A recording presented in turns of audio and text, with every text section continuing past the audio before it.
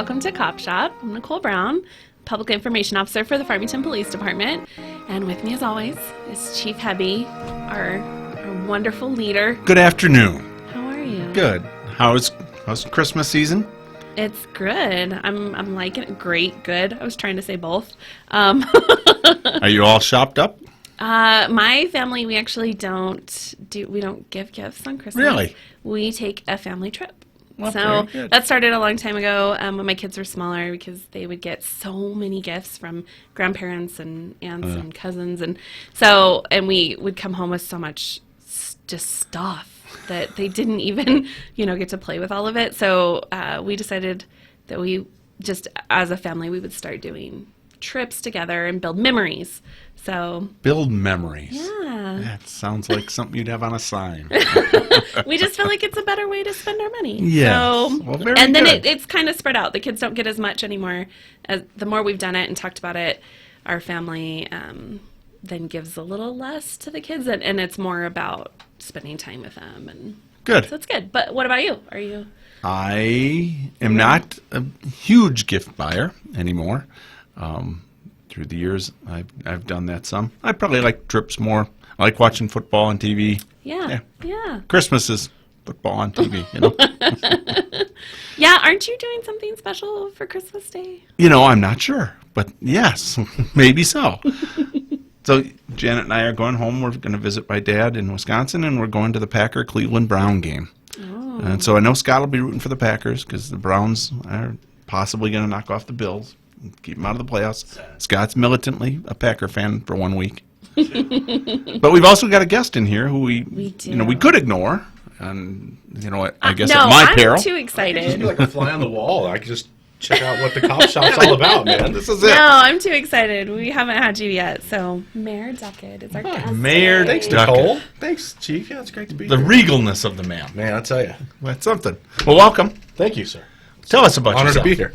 Well, my name is Nate Duckett. Well, thank you. Yeah. Are you running for mayor, sir? I was running for mayor. And I am the mayor now. I've been the mayor. I missed That I election's missed that up for a update. couple years. Thank you. Yeah, good. Actually, I think I was elected right when you came. I don't know if you knew that or You not. made the council right when I came. That's Yep, right. Your first term. So what are you up to for Christmas? You know what I'm planning on, Chief? Sure. It's the after Christmas thing that I'm interested in. Really? Yeah, because I'm going to be on a big boat in the middle of the Caribbean Ooh. for a week. So Yikey. I'm excited for that. I haven't gotten out of town in a while. Yeah, you were a man about town. I'm excited for that. But we're gonna have family in town for Christmas. I'm cooking a big Christmas ham for Christmas Day, Christmas Eve. I'm cooking a big batch of chili. Oh, that's a good New Mexico My Christmas. stepsister will be here. My brother's gonna be here. Good.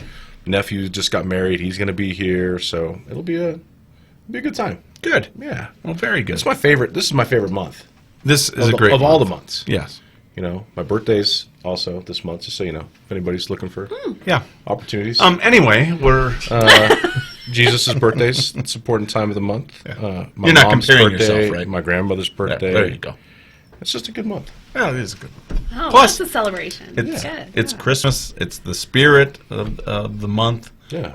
I generally like. But we're also here to talk more, kind of about the end. This will be our last show in 2021, which is hard to believe already. Oh I my can't gosh. believe it either. It really has raced through, and so we thought we'd bring you on and let's kind of talk about the state of the city, some of the things that we did as we're coming or trying to come out of the pandemic, and then kind of with our eyes forward to 2022 and getting ready for those things.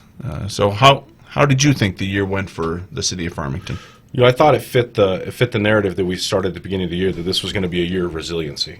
We started out talking about that right off the bat because 2020 had brought forth so many challenges that nobody in this lifetime certainly had faced Or foreseen. right? And then your hope, of course, is that with the vaccine, you're going to see an improved 2021 on that front. That's kind of not been the case. I mean, one could argue, but even in the midst of all of that happening and all those challenges that are surrounding us, we accomplished a lot in 2021. And so I'm glad you guys brought me on here today so we could talk a little bit about that. But Yeah. I think if you look at the kind of the direction that the city's moving in, and if we look at today, we're got a $3 million surplus right now in gross receipts tax that was not budgeted for. We continue to see, just an amazingly hot real estate market going on around us. The people that I'm meeting at different networking events, we're getting folks from all over the United States who are finding us and moving here, whether retirees or location neutral or professionals on another level. Just so it's great to see those new community members coming in. And then just looking to where we continue on that path for forward. We finished downtown. That was a big challenge for 2020, especially in the midst of the pandemic. That was. And we finally got some plants out there now, right before winter. Well timed. If you're listening to this, you got to go check out the Civic Center. Right now, the lights down there are just magnificent. So we got downtown done. We are still focused on the river trails. We were talking about this before the show. Certainly the western side of the river trail system is almost completed. That's going to be beautiful. We've continued to work on plans for what CTED is being used for, and that's Community Transformation Economic Diversification Fund. And I think we're going to go out to bond and for Pinyon Hills Golf Course and do some major renovations there that are needed for this. We're a top 10 municipal golf course, and it's 25, 30 years old now. And it's time to put some money back into that facility because it's a jewel. I mean, if you talk to people across the country when it comes to Farmington, they talk about the Connie Mack World Series, which I was happy to see take place this year. It was a great series. That was a big one. Oklahoma came in and crushed it. Yep. That was excellent. Our friend Danny Webb up at the Adult Detention Center, his nephew was the coach of that team, so it's got a nice kind of local feel to it. And then and Pinyon Hills Golf Course. I mean, those are two things that people really relate to this area. So excited to see that project come to fruition. It's already begun. We're getting supplies on the ground because supply chain issues have obviously been a problem. But excited to get that moving forward. But I mean, there's a lot of other things obviously happening. And well, Connie Mack was a big one to get back. There were many things that we missed in 2020, but that was a big one, and we weren't even really sure we were going to be able to get it back this year. But it did work out, and Scott was broadcasting it. I know we got a ton of followers from, was it Enid, Oklahoma? Yeah. Enid, Right. Oklahoma. I was a major follower of the mighty KSJE. So so that was good. You were preempted by it. I was preempted and was not happy about it, as a matter of fact. I remain. That's more one of the dark clouds of 2021, really. Oh. And hence next year you'll hear the CopShop on Crown. KRWN. Crown. Not a show on Crown. I don't know. Surprise announcements. I'm pretty Stop. I just signed a contract. Nicole does what Nicole wants to do. I guess I just follow, but that's why she's PR. I think another cool thing, Chief, that came up this year was the food hub. Getting that food hub facility open downtown, and just to see the number of local farmers that are now engaged in that process, and knowing that people have that opportunity to you can go online and order local produce, go down to the store and buy local produce, and we're continuing to try and push that out so we can start getting a 4 or 8 foot section in some of our local grocery stores. But I think that speaks to our desire to see agricultural grow here as well. Well, and I think downtown really you hit on it with the end of the road development and the Complete Streets project. But I think we've seen a lot of new businesses opening downtown. We've had our first parades. We had the 4th of July parade. We just had the Christmas parade earlier this month, which was Scott was the man. Scott's the man. Scott's the man. But Scott is the man. but he was time and place. Yeah, but he was a big announcer for the Christmas parade, which was huge. It was really big. well attended. Yeah. And I think that also mirrored this. It was the same night as the lighting ceremony down at the Civic Center. Right. So there's a lot happening downtown right now. Where if you look back 4 or 5 years ago, it was a little more stagnant, and we were trying to find a way to get more life back in to the downtown business and the downtown area. Period. But I feel like 2021 was a good year for our downtown. Yeah, I think if you speak to certainly the restaurant tours down there, this year has been really, really good. Certainly, compared to 2020 when they had reduced capacity levels and things like that. But what's changed, of course, for them, if you go and speak to Maury or Monica, is the amount of businesses coming in that's takeout or delivery, and how much that has grown now, which is a product of the COVID era. Right. And there's good and there's bad in that. Yes, of course, but it's exciting, at least to the fact that I think locals have found.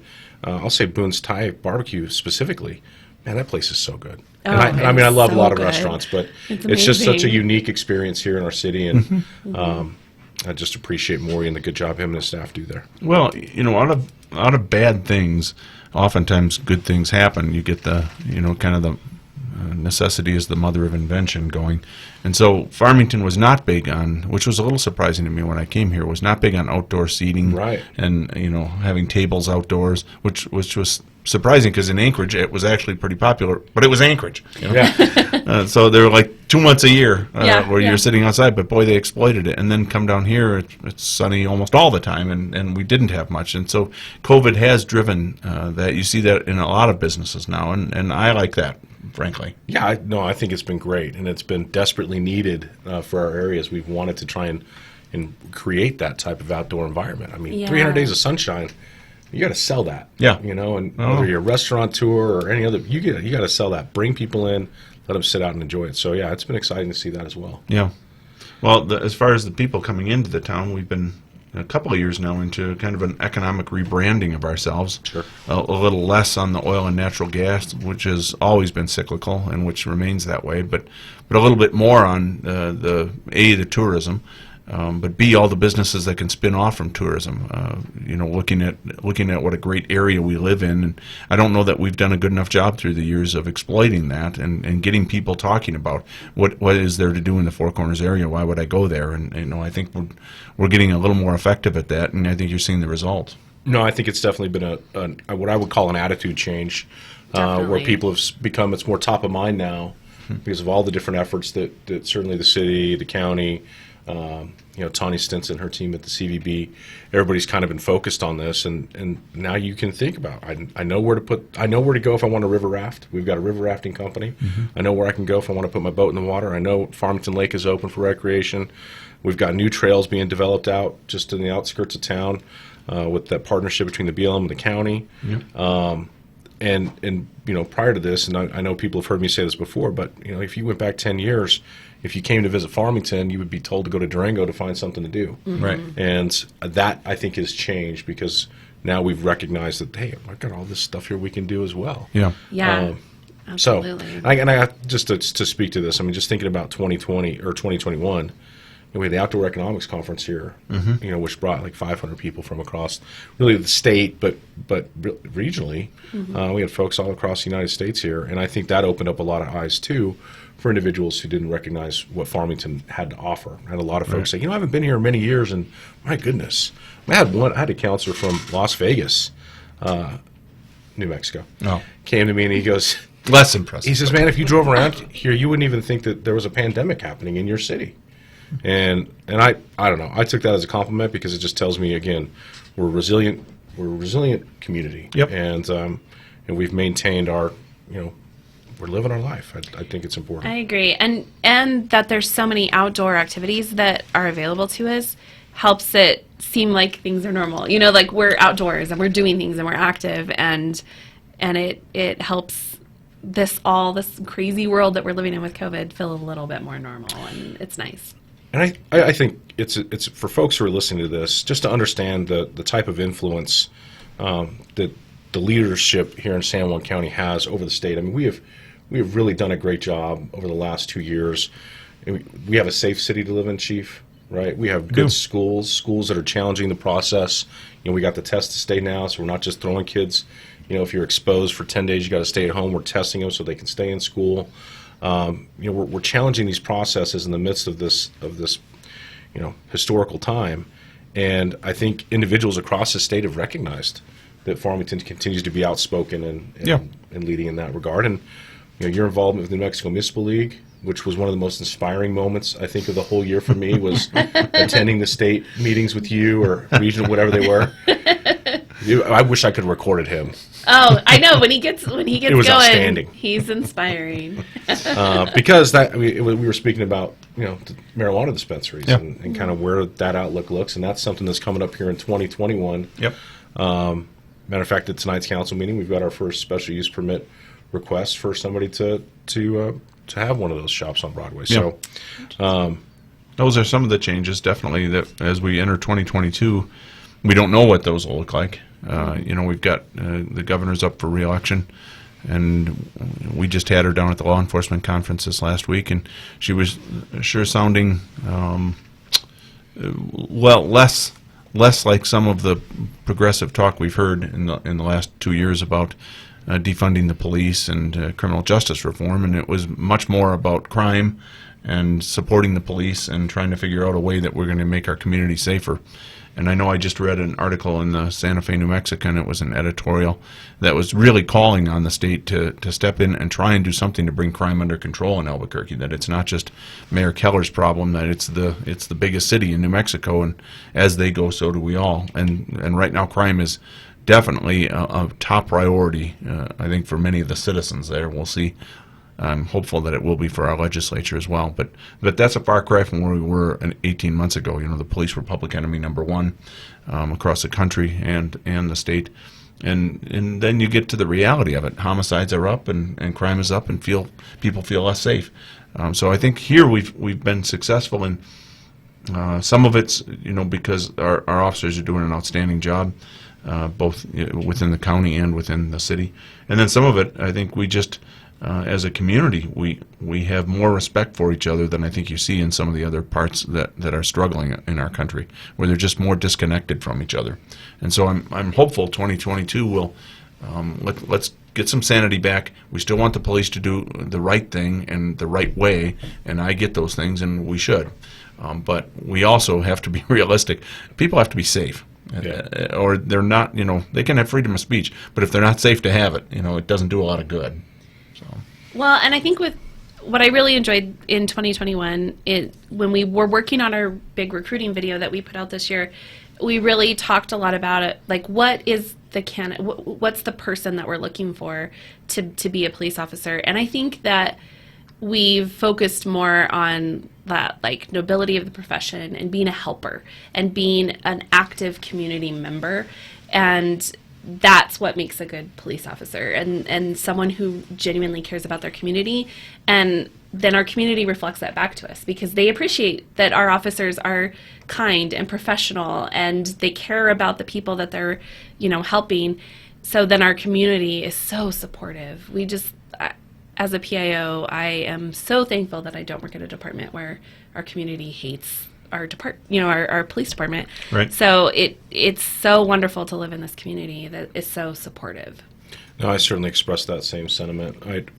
I've yet, really, in the years that I've been an elected official here, received any real negative comments regarding the actions of our police. I mean, more overwhelmingly is I saw this situation happening, and the police officers responded, and they did it in the right way, in the right manner, and they were polite and respectful, and so that's changed. I mean, there's 10, 15 years ago, that may have not have been the sentiment per se in all of our interactions, but I think that certainly speaks to your leadership and our desire to be a progressive police department. Yeah. You know, we're a metropolitan police department.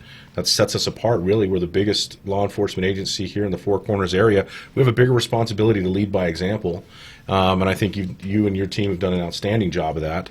And I just appointed another person to the CPAC commission, and he's been absolutely, every time I'm with him, he wants to talk about CPAC, and he wants to talk about the things that he's learning. That's great to hear. That's the type of excitement and the engagement that communities have to have. Yeah.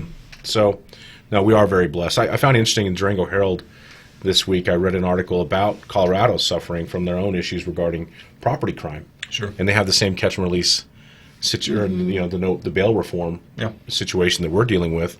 And it's just interesting to read the comments on there, where clearly you have data that shows catch and release is causing some of these issues, right, and they just pretend like that's not the case. And we've got to get that fixed. So that's, unfortunately, it's a nationwide issue, and you see it definitely in New York City. They've been talking quite a bit, and out in California, another example of it. But the foundation of it isn't bad. That poor people shouldn't stay in jail longer, sure, just because they're poor. Right. So I have no objection to what the goal was, but that doesn't mean just because you have a laudable goal that the path you're taking to get there is the right one. And that's where I think we're fumbling. I think there's a step that's been missed. Right. somewhere in this process. Which is a little bit like the defund the police. I don't even really object to some of what they're saying. I don't mind diverting resources from the police to other civilian agencies that can deal with the inebriates, that can deal with the mental health crisis more, that can deal with homelessness. But you don't start with take the money from the cops and you don't even have any other. You still have nothing else that can fill that void. Sure. But you started with taking the money from the cops. That was the easy thing. The easy thing was take the money from the cops. The hard thing is then developing those intermediate steps that get us to a better society that we all want. I really don't want to send our officers out to deal with some of the things that we wind up dealing with. But in the absence, and if not a complete vacuum of any other entity that can do those things, it winds up being the police. And so, just like with criminal justice reform, I think we need to have some discussions. Some of the ideas that came out of the last few years are not bad ideas. I even like the goals, but the path we're getting there are things that we are not in agreement on, and you're seeing the consequences of it when you're just releasing people carte blanche, and pretending that they're not committing crimes when they get out. Well, I think we're finding out they are, and that really isn't a shock. Well, hopefully this next legislative session will right that a little bit, and hopefully people will admit that we were kind of on the wrong track, and we're going to figure out how to right it. That we want to fix this problem. I agree with you that it shouldn't be about how much money you have as to whether or not you stay in jail. So we have this goal, and we don't need to lose sight of it. But we maybe took a wrong turn, and we need to figure out how to still achieve that goal, but make things a little safer for our community. The Waukesha from Waukesha, Wisconsin, where I'm from, the Christmas parade where the guy drove through the parade and killed like 6 kids in the parade, or at least six people, and hurt like 40 more. He was out on low bond for running over his girlfriend, which is not just ironic, it's unbelievably ironic. Right. And so when you start adding those up across the country, and there's been some in New York that have been horrifying, and you're seeing the catch and release thing operating in California, and I forget what other one just happened recently. But the article from the Santa Fe New Mexican that I was reading, Albuquerque's over 100 homicides this year. That's a hell of a lot of homicides. Yeah. So it's one thing to talk about defunding the police, but whatever the homicide level used to be, and now it's over 100. That's the number of people that are dead that didn't have to be dead. That's a lot. And when you start doing that in city after city around the country, we need to take a collective breath here and go back to the drawing board together. And I know that's an unusual word right now in our country, but together, go back, sit down, and let's see if we can work it out so that our citizens are still safe. I got to think we share more than we in common what we have not in common, and certainly the goal here is to create a safe community, safe cities, places where we feel like we can our kids can walk to school, we can enjoy the parks, we can have that experience and not have to worry about something bad happening, somebody being shot. I agree with you. I think we have to figure out a way to do it together and kill the bipartisanship that has certainly plagued us for the past, I don't know. It's been a long time. It's been a long time. Well, let's be hopeful for 2022. I am, actually, because I feel like there are some winds of change, so to speak. I feel like the pendulum's swinging, and people are recognizing that Americans really do share some very common beliefs and how they want to live their lives and what the quality of life in these cities should look like. And we're certainly seeing some bad characters out there in these bigger urban areas that, man, it destroys people's image of what America is. I'll just say this. I know we got to go in here in a second, but when I was a kid, San Francisco was like, man, someday I hope I can go to San Francisco. Mm-hmm. Like I just had this Joe Montana-esque vision of what San Francisco was. and I never got a chance to go there. And now I don't want to go there. No, it's... And now you're like, what has happened there? And that's the thing we have to find a way to correct. Especially in these big, these large American cities that have been such a foundation for who we are as a country. So 2021 was a good year for us here in Farmington. I think we're hopeful. Nicole's words, we're hopeful 2022 will be a good one for both Farmington, New Mexico, and for our country. So in the meantime, we want to wish all of you a Merry Christmas.